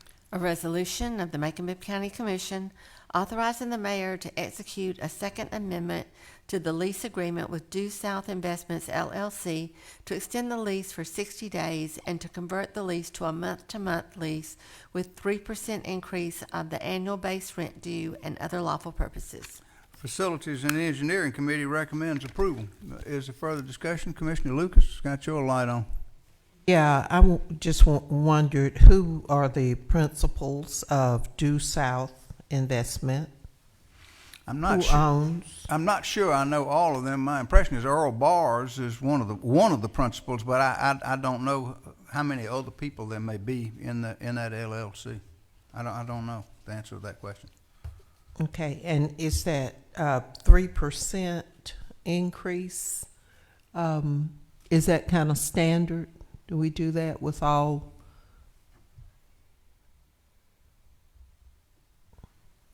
My impression is that it was a negotiated term, 3% increase in the annual base rent.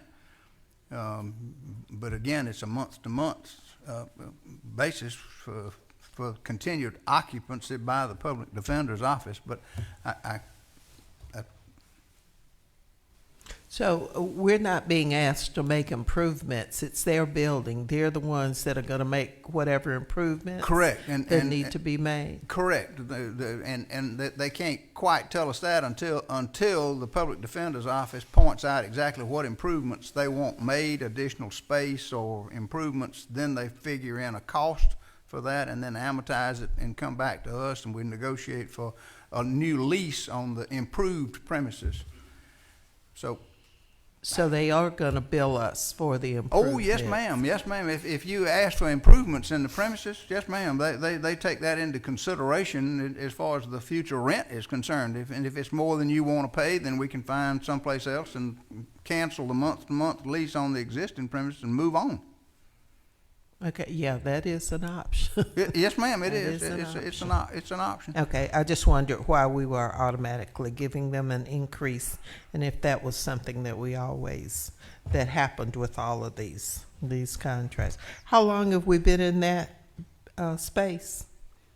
How long have those folks been in there? I'm not able to answer that question. I don't. Excuse me. It was like since 2013. 2013 is what the county attorney said. Thank you. Is there further discussion? Hearing none, all in favor of the resolution signify by saying aye. Opposed, no. The ayes have it, and the resolution is adopted. Item R is an ordinance to transfer animal welfare to the sheriff's office, and I'll ask the clerk to read that by caption. An ordinance of the Macon-Bibb County Commission to amend the Macon-Bibb County organizational chart by transferring the Animal Welfare Department under the control of the Bibb County Sheriff's Office, to transfer control of the Macon-Bibb County Animal Shelter to the Bibb County Sheriff's Office, and to provide for other lawful purposes. Public Safety Committee recommends approval. Is there further discussion? Well, Commissioner Jones, got your light on, sir? Yes, sir, Mr. Chairman, just to mention for the animal welfare community, because many of those folks are against it, but they don't know all the facts. I think this will be the best resolution. I have complete confidence in Sheriff Davis and his people as to This will be a clean, well-kept, followed by the rules. And we, of course, we were under an order from the Department of Agriculture to do something. So I fully believe that the current director will have the support, and this will eliminate some of the problems that has plagued them in the past. I yield. Is there further discussion? Hearing none, all in favor of the ordinance signify by saying aye. Opposed, no. The ayes have it. The ordinance is adopted. Next is item S, which is a resolution to accept a grant for the Night to Unite program. I'll ask the clerk to read that by caption.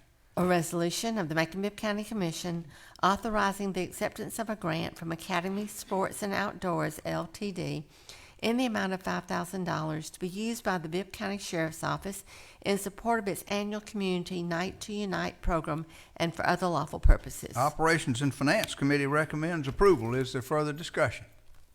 Hearing none, all in favor of the resolution signify by saying aye. Opposed, no. The ayes have it. The resolution is adopted. Item T is a supplemental appropriation to buy court recording systems, and I'll ask the clerk to read that by caption. An ordinance of the Macon-Bibb County Commission to approve a supplemental appropriation from fund balance in the amount of $44,018 to various line items as described herein for the purchase of court recording systems, new computers, and a new copier, and for other lawful purposes. Operations and Finance Committee recommends approval. Is there further discussion? Hearing none, all in favor of the ordinance signify by saying aye. Opposed, no. The ayes have it. The ordinance is adopted. Next is an ordinance to approve a budget transfer from the Wise Avenue Contingency Fund to the Maddie Hubbard Jones, and I'll ask the clerk to read that by caption. An ordinance of the Macon-Bibb County Commission to approve a budget transfer of $100,000 from the 2015 Blight Bond Fund Wise Avenue Contingency line item to the 2015 Blight Bond Fund District 5 Contingency, the Maddie Hubbard Project line item for the completion of improvements at Maddie Hubbard Jones Park and for other lawful purposes. The Operations and Finance Committee recommends approval. Is there further discussion? Hearing none, all in favor of the ordinance signify by saying aye. Opposed, no. The ayes have it. The ordinance is adopted. Next is item V, which is an ordinance to approve a supplemental appropriation for a juvenile court clerk, and I'll ask the clerk to read that by caption. An ordinance of the Macon-Bibb County Commission to approve a supplemental appropriation from fund balance in the amount of $16,478 to the juvenile court for the creation of a new deputy clerk 1 position and for other lawful purposes. Operations and Finance Committee recommends approval. Is there further discussion? Hearing none, all in favor of the ordinance signify by saying aye. Opposed, no. The ayes have it, and the ordinance is adopted. Next is a resolution to purchase a new radio system for the Knight Road location, and I'll ask the clerk to read that by caption.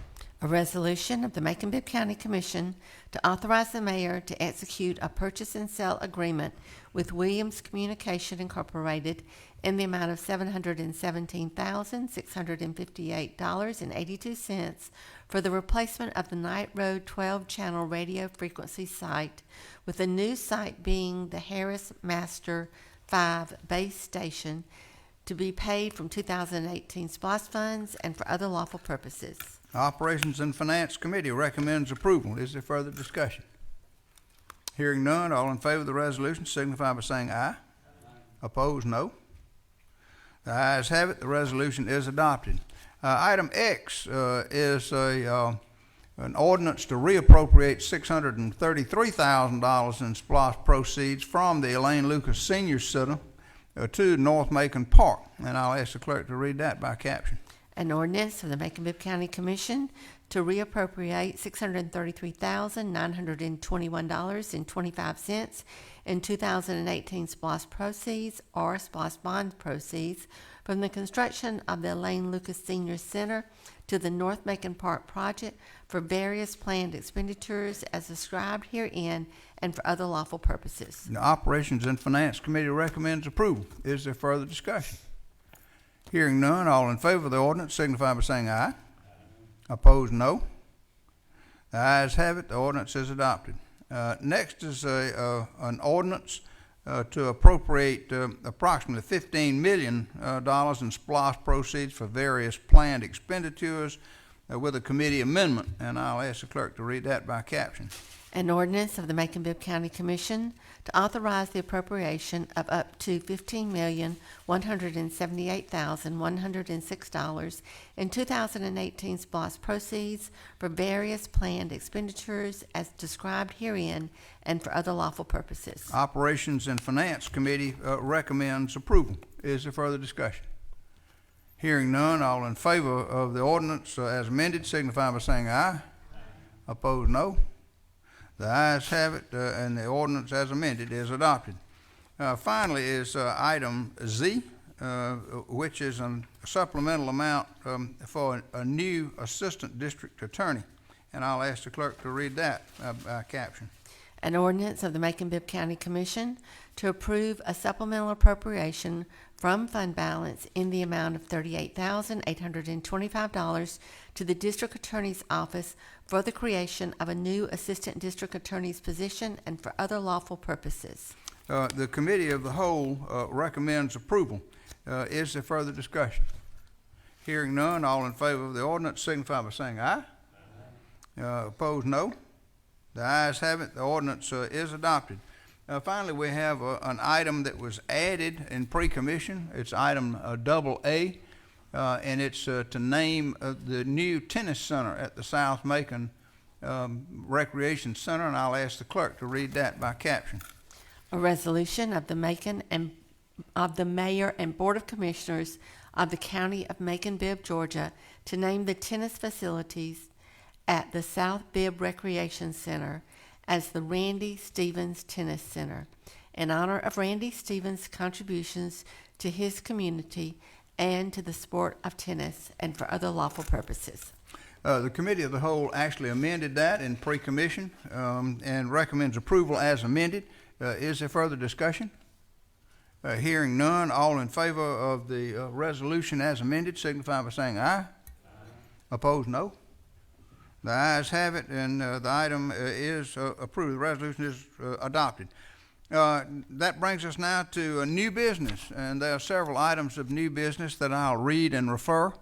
But let me caution you, as I always do, this is only the items that have come down from the Attorney's Office thus far this week. There will be additional items that will come down. So please check the agenda that the clerk issues on Friday afternoon to know all of the resolutions and ordinances that will be on the agenda for discussion at the committee meetings beginning next Tuesday, the 25th, in commission meeting room or committee meeting room behind us beginning at 9 o'clock a.m.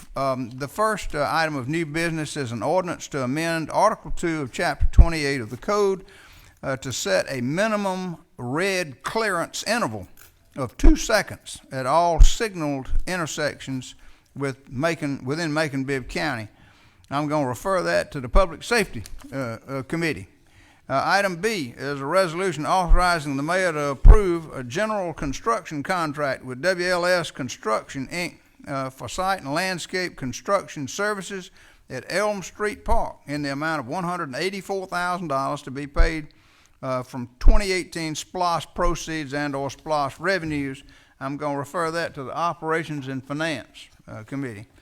Item C is an ordinance to authorize the appropriation of up to $934,474 from 2018 SPLOST proceeds 2020 Blight Bond Number 2 line item for the renovation of the Robert S. Train Memorial Recreation Center. I'm going to refer that to the Committee of the Whole. Item D is a resolution authorizing the mayor to approve a professional services agreement with United Unified Technology Systems, Inc., for the installation of an integrated audio-visual system to be used by the Emergency Management Agency and the Emergency Operations Center in the amount of $99,242.13 to be paid from the Capital Improvement Fund, Emergency Management Agency Department. I'm going to refer that to the Operations and Finance Committee. Item E is an ordinance to approve a budget transfer in the amount of $2,600 from the Tax Commissioner's Office Salaries and Wages full-time line item to the Contract Labor Contractual Services line item to fund the cost of a temporary employee. I'm going to refer that to the Operations and Finance Committee. Item F is a resolution authorizing the acceptance of an EMA performance grant, performance partnership award in the amount of $50,000 with a required local match of $50,000, which will be provided by in-kind services. I'm going to refer that to the Operations and Finance Committee. Item G is an ordinance to amend Chapter 6 of the inaugural Code of Ordinances for Macon-Bibb County to provide for the creation of a Construction Board of Appeals to establish the membership and authority thereof. I'm going to refer that to the Facilities and Engineering Committee. Item H is an ordinance to amend the Macon-Bibb County Human Resources Department Organizational Compensation Officer positions into a compensation analyst and a benefits specialist to convert one human resources technician to a human resource generalist. I'm going to refer that to the Operations and Finance Committee. Item I is an ordinance to amend Chapter 4 of the inaugural Code of Ordinances for Macon-Bibb County to provide for a moratorium on the issuances of new alcohol licenses for beer and wine by the package to go in the 31204 and 31206 zip codes within Macon-Bibb County. I'm going to refer that to the Operations and Finance Committee. Item J is a resolution authorizing the mayor to approve a construction management at risk contract with Stafford Builders and Consultants Incorporated for comprehensive administration and management services pertaining to the complete interior and exterior renovations of the Booker T. Washington Community Center, to include the swimming pool and pool house not to exceed the guaranteed maximum price of $791,403.67 to be paid from 2018 SPLOST proceeds and 2019 calendar year Blight Bond number 2 funds. I'm going to refer that to the Operations and Finance Committee. Other business may be coming down and will be on the agenda published Friday, so be sure and check that. That leads us now to public comments on non-agenda items, and we have several people that have been waiting patiently to talk to us about this. The first is Janice Rainey Whitby, who wants to talk to us about county road maintenance. Is this Ms. Rainey Whitby? Good, good. Thank you very much for your patience and for waiting for us, and you're recognized for up to 5 minutes. Thank you so much. Pull that microphone down just a little bit. There you go. Perfect. I've been a citizen of Macon-Bibb County all my life. I've been here and I've actually worked for the school board and worked very closely in community trying to improve the life of all of us. I also have been paying property taxes for personally myself over 50 years, and I know before me, my parents, so that takes care of the other 60-something years. But I'm here tonight because I find no environmental justice in my situation. I own property on the taxes is 3500 Lula May Boulevard. And I brought with me tonight for you to see exactly where Lula May Boulevard and a county road that I need maintained intersect. So I'm going to give one to Mr. Tillman and ask him to pass one along.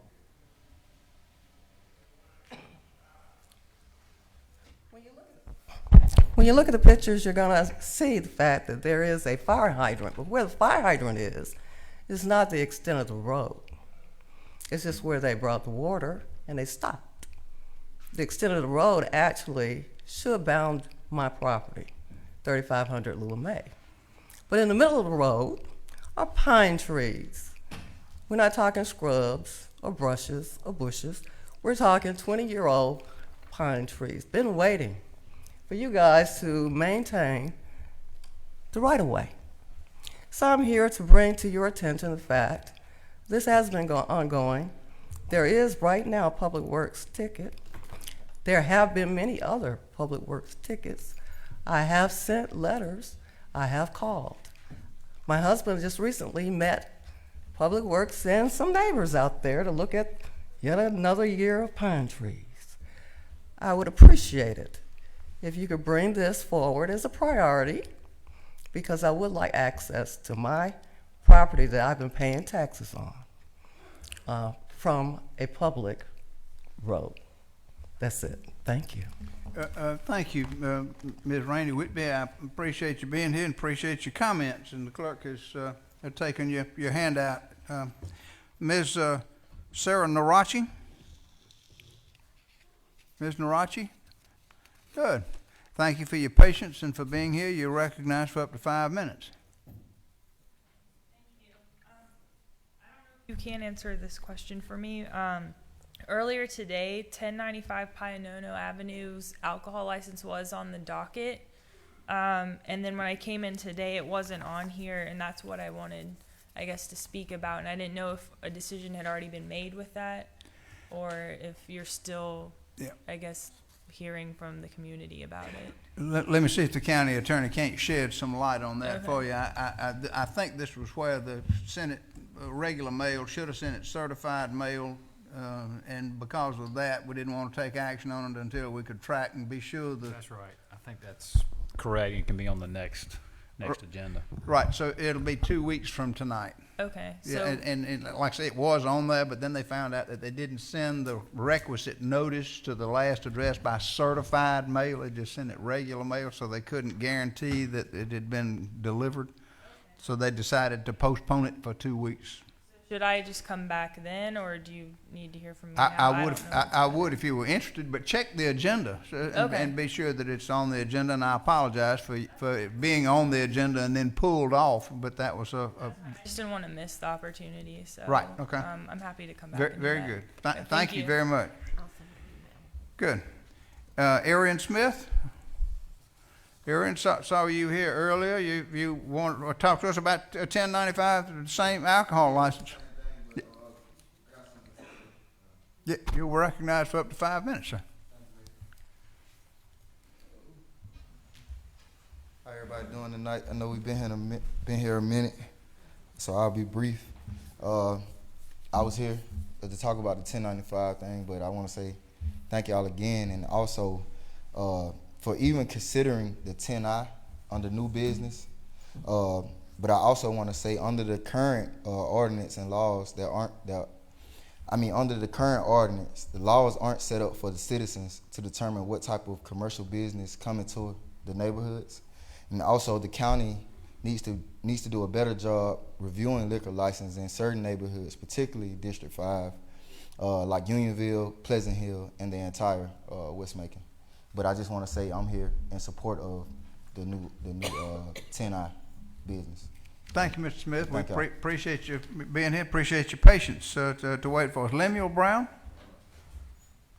Hey, Mr. Brown, how are you, sir? You recognized for up to 5 minutes, sir. Okay, Mr. Mayor, commissioners, I'm here to speak on the issue of reparation, the making of amends for a wrong one has done by paying money to or otherwise helping those who have been wronged.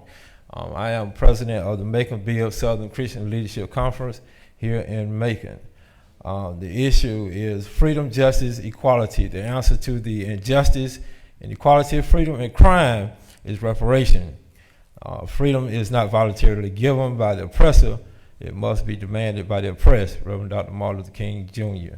The SCLC focus is to educate youth and adults in the areas of personal responsibilities, leadership, potential, and community service to ensure economic justice and civil rights and to eradicate racism wherever it exists. Slavery and Jim Crow, segregation, discrimination, 250 years of slavery, bondage, being unpaid without workman's comp, without salary, without health care, led the African American population to the fall into the devastation of the Jim Crow era, the hanging fruit on the trees, the inability to vote, the redlining of housing, the mistreatment of veterans who came home from wars. All of those are driven toward race and the treatment of African Americans as people who were descendants of slaves and were unequal. This is certainly relevant for reparations to be given to African Americans. There are a mass number of issues that can be attributable to or attribute to the treatment of African slaves as they came here to the United States and worked for 250 years. We have a clear, discernible impact that can be shown from holding African slaves for 250 years, and America never seemingly to move beyond that status of inequality. The American people need to hear the facts about what slavery did to a population and what it did to America. America needs to come together to recognize the rightness of this. You cannot ignore this history. That has been ignored, it's been shoveled under the snow pile, and it has been in the past. Sadly, it's not even discussed in American history books today, in elementary, middle, and high schools. This is long overdue. I come in peace with the spirit of harmony and reconciliation. We need reparations and to study the period of slavery from 1619 to 1865, when Texans got the word 2 years later. We need to deal with all the disparities that are impacting the African American communities and, of course, impacting America. The disparities in housing, economy, wage, healthcare, education, the wealth disparities, criminal justice, mass incarcerations. All of these are elements that is to be included in the discussion of reparations. The legacy of slavery is the Jim Crow era, the fact that the passage of the Voters' Right Act of 1965 and the Civil Rights Acts of 1964, because African Americans were not treated equally in this country, and additionally the fact that cotton was king, and it was. It was able to be king in the land of the South, and the bankers of the North all was using cotton as the greatest product by the economic engine of this country. Built this nation, gave it its first economic arm, its first ability to have banks on Wall Street that is benefit to help build this country to move into the Industrial Revolution. All that money came from the free labor of bondage slaves. Slaves who were in bondage, who did not have any overhead, lost their lives, lost throughout their lives as a slave, and never overcame that. That is clearly connected not only to the 20th century, but to the 21st century. However, the United States has never apologized for the nation's treatment and enslaved people and their descendants. There is no doubt that the merchants, wealthy elite, and planters in and around the growing city of Macon had slaves. 42 years before the abolishing of slavery, the city's location in the fertile Black Belt made cotton and the slave trade an integral part of Macon's economy. Thank you, sir. Thank you very much. We appreciate you being here and appreciate your comments, sir. Mr. Willie Frazier wanted to talk to us about the voting census and the 2020 election, and you're recognized for up to 5 minutes, Mr. Frazier. Thank you again, Mayor, and to all of the citizens that are still here. You know, I wanted to wait Mr. Frazier, direct your comments to the chair, please, sir. I am. Thank you. And all of the citizens that's here, it's important.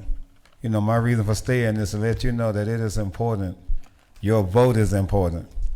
The census, your count, and you standing up and being counted in the city of Macon-Bibb is important. I talk to a lot of people, and a lot of people don't seem to feel like they can vote.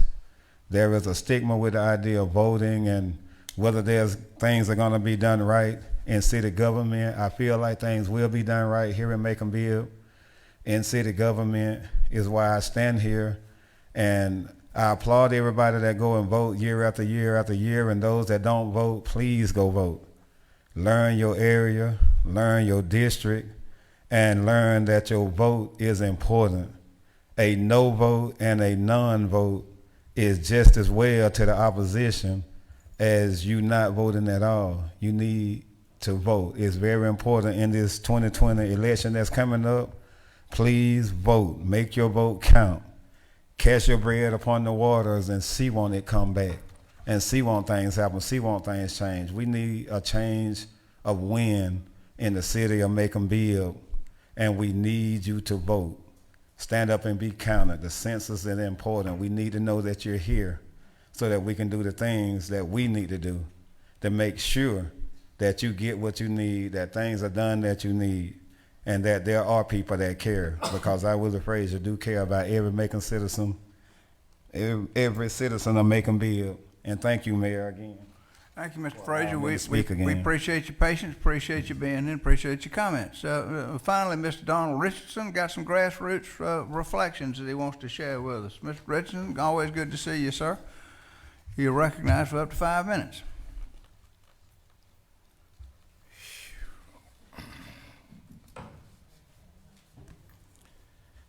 Exodus chapter 19. In the 3rd month, when the children of Israel were gone forth out of the land of Egypt, the same day came they into the wilderness of Sinai. For they were departed from Rephidim and were come to the desert of Sinai, and had pitched in the wilderness, and there Israel camped before the mount. And Moses went up unto God, and the Lord called unto him out of the mountain, saying, Thus shalt thou say to the house of Jacob, and tell the children of Israel, Ye have seen what I did unto the Egyptians, and now I bear you on eagle's wings, and brought you up unto myself.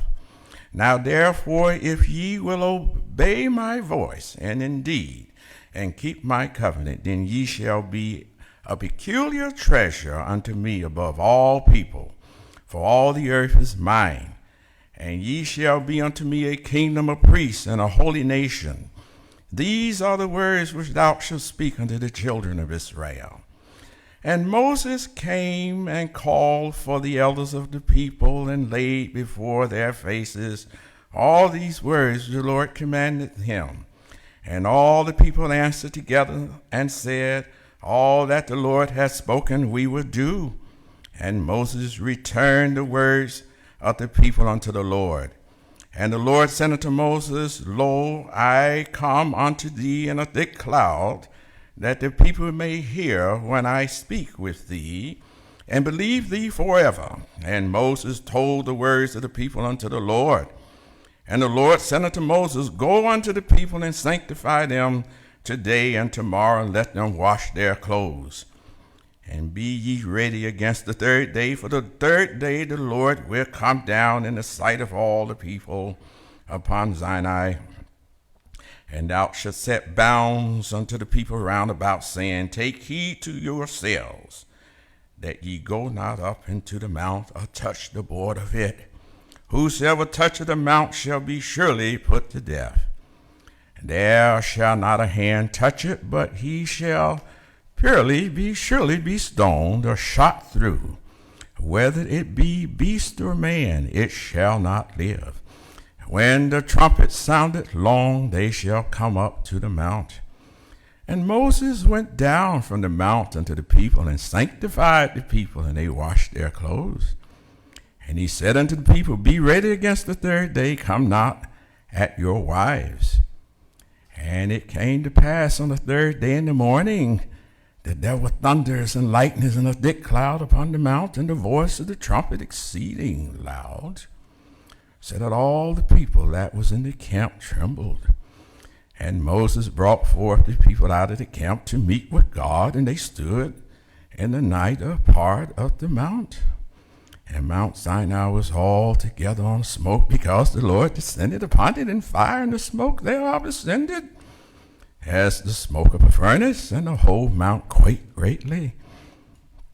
And when the voice of the trumpet sounded long and waxed louder and louder, Moses spake, and God answered him by voice.